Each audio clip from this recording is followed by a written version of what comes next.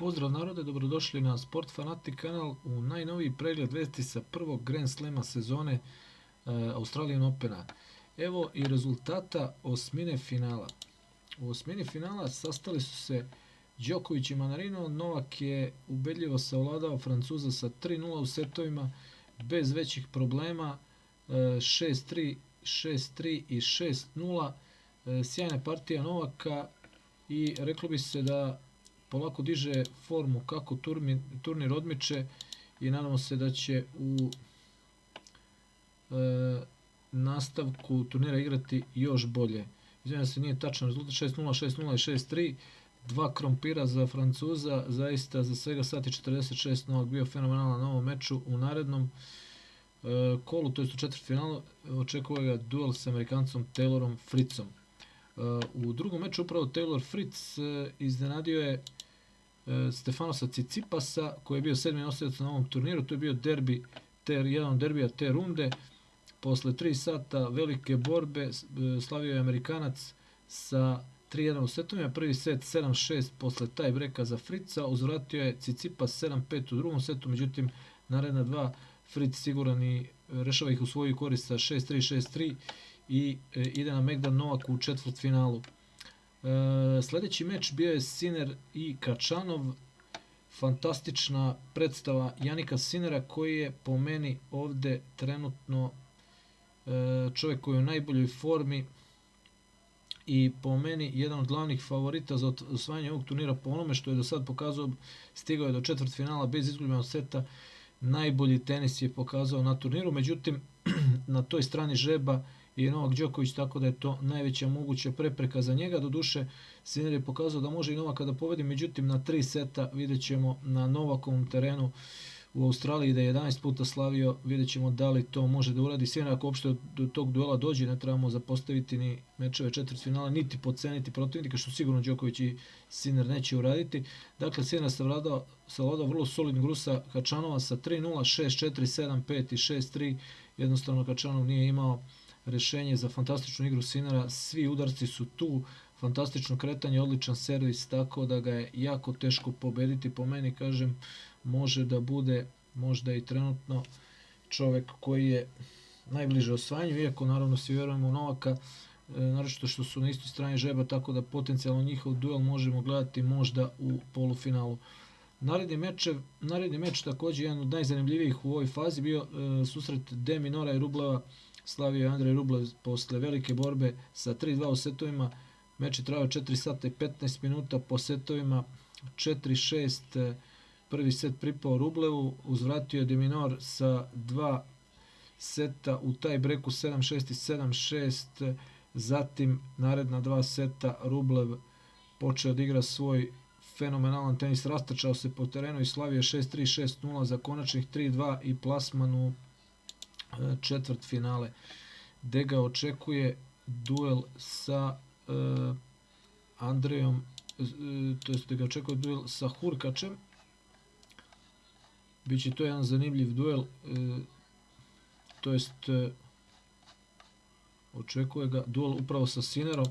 To će biti duel dva, da kažemo, mlađa igrača, ali koji su već napravili neko ime, već su poznati, mislim već se ubrajaju u veliku red favorita na velikim turnirima. Dakle, neka nova snaga, novi talas kvalitetnih svetskih tenisera. Gledat ćemo taj duel u četvrtfinalu, biće izuzetno zanimljiv, iako po meni Sinner favorit u tom meču svakako.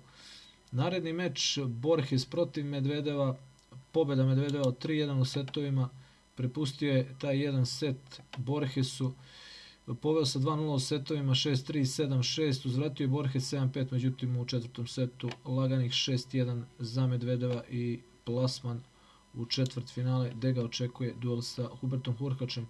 Hurkač nije, završila se bajka Artura Kazoa, mladog Francuza, koji je došao do osmine finala, napravio veliko iznenađenje, međutim u duelu protiv sjajnog Poljaka izgubio je sa 3:0, iako su dva prva seta rešena u taj breaku. Bilo je vrlo zanimljivo, vrlo neizvesno, međutim posle toga psihički je pao Kazo i u trećem setu 6:4 dobija Hurkač i prolazi dalje. Dakle, sastaće se sa Danilom Medvedevim u četvrtfinalu i to će biti izuzetno zanimljiv meč. Svi parovi četvrtfinala su izuzetno zanimljivi i interesantni, manje više svi favoriti su prošli dalje, tako da nije bilo osim ovog Kazova koji je došao do osmine finala, manje više svi ostali su došli u ovu završnu fazu, osim možda Holgera Runa koji je ispao u drugom kolu, svi ostali glavni nosioci su tu. Meč Zverev i Cameron Norrie također rešen u 5 setova, bio izuzetno zanimljiv, trajao 4 sata i 9 minuta po setovima, 7-5, 3-6, 6-3, 4-6 i 7-6 u taj breaku petog seta slavio je Aleksandar Zverev i potvrdio jako dobru formu u kojoj se nalazi i pobedio vrlo nezgodnog Britanca Camerona Norrija sa 3-2 i prošao u četvrtfinala gde će ga čekati drugi nasladac turnira Carlos Alcaraz koji je savladao našeg Milomira Kecmanovića za sat i 50 minuta po setovima 6-4, 6-4 i 6-0. Rezultat i ne govori baš pravo stanje na terenu, mislim da je Milomir Kecmanović odigrao sasvim solidan meč, međutim u ovom trenutku ne može da se suprotstavi Carlosu Alcarazu. Milomiru fali malo konstantnija forma i češće igranje protiv ovako ovih top tenisera. Više mu tu fali iskustva, to se videlo otprilike. Ukoliko nastavi sa ovakvim igram, ovo je jedan sjajan početak sezone za njega, osmina finala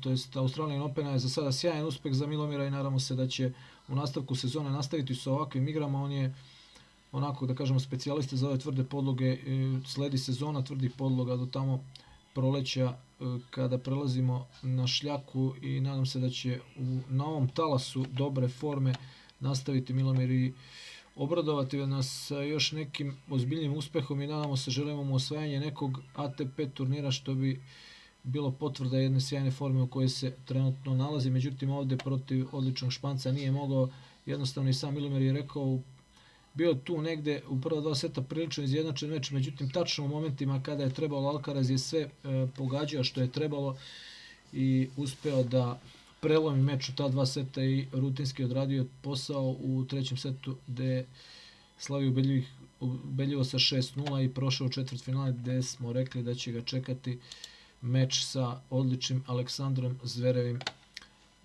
Pa da pogledamo mi i te parove četvrtfinala. Dakle, ovako u četvrtfinalu sastaće se Đoković i Taylor Fritz, zatim na toj strani žreba Jannik Sinner i Andrej Rublev, donjoj strani žreba Medvedev protiv Hurkača i Alcaraz protiv Zvereva. Kao što rekoh i kao što se vidi, svi glavni favoriti su manje više prošli ovde, možda je, ajde da kažemo, Fritz se malo tu ušunjao, ali morao je neko, s obzirom da su, on je bio 19. nosioc, s obzirom da su neki, mislim, ispao je sa te strane, kažem, Holger Rune koji možda se mogao tu naći, ali u principu ovo su svi oni najbolji trenutno tu, ovih 8 tenisera i u svakom meču gledat ćemo fantastične duele, mada ovako moja procena, mislim nije to sad, ne očekujem nikakva neka velika iznenađenja, očekujem dakle Đoković da savlada Taylora Fritza, Sinner da pobedi Rubleva, Medvedev da prođe Hurkača i Alcaraz da prođe Zvereva, tako da u polufinalu očekujem Alcaraz, Medvedev i Sinner Đoković, što će biti spektakularno polufinale. I ovo već četvrtfinale je prilično spektakularno, gledat ćemo sigurno u meču Sinnera i Rubleva, jedan fenomenalan meč, Medvedev Hurkač takođe. Mislim dajem prednost Medvedevu, mada ni Hurkača ne treba ni malo podceniti, on je sjajan server, vrlo onako konstantan igrač i svašta može tu da se desi, iako kažem dajem prednost Medvedevu. Što se tiče Alcaraza i Zvereva, Zverev je u sjajnoj formi, on kada u potpunosti koristi sav svoj potencijal može da bude jako nezgodan svakom protivniku, svako predviđali su mu sjajnu karijeru, on je sad u većim nekim godinama onako, kada se više ne može daleko od toga govoriti da je mlad, mada reklo bi se da nije ispunio sav svoj potencijal, tako da ono što Zverev ima je svakako top kvalitet, da li će to pokazati u onom punom sjaju protiv Alcaraza koji je takođe ovde spreman došao očigledno na ovaj Australian Open i želi titule mlad je, najveća svakako nada trenutno svetskog tenisa. On svakako želi ovdje titulu, tako da Zverev će mu predstavljati samo još jednu prepreku na putu. Ja svakako dajem prednost Alcarazu, ali također očekujem meč sigurno u 4 ili više setova.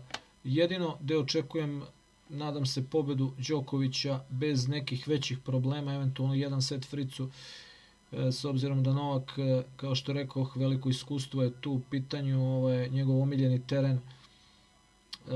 Reklo bi se da Novaku jednostavno ovdje prijaju svi uslovi, a Novak podiže formu, kao što sam rekao, iz kola u kolo, igra sve bolje, tako da mislim da se Fricu ne piše dobro, iako je i ovo do sada prilično dobar uspjeh za njega. Dakle, moja neka predikcija polufinala je da će se sastati Sinner i Đoković, a s donje strane Medvedev i Alcaraz, i možda neko finale Đoković i Alcaraz, što bi bio pravi spektakl svakako. Eto narode, to je bilo to za ovo izdanje Vestica Australian Opena. Sa narednim čujemo se nakon završenih mečeva četvrtfinala, a do tada veliki pozdrav.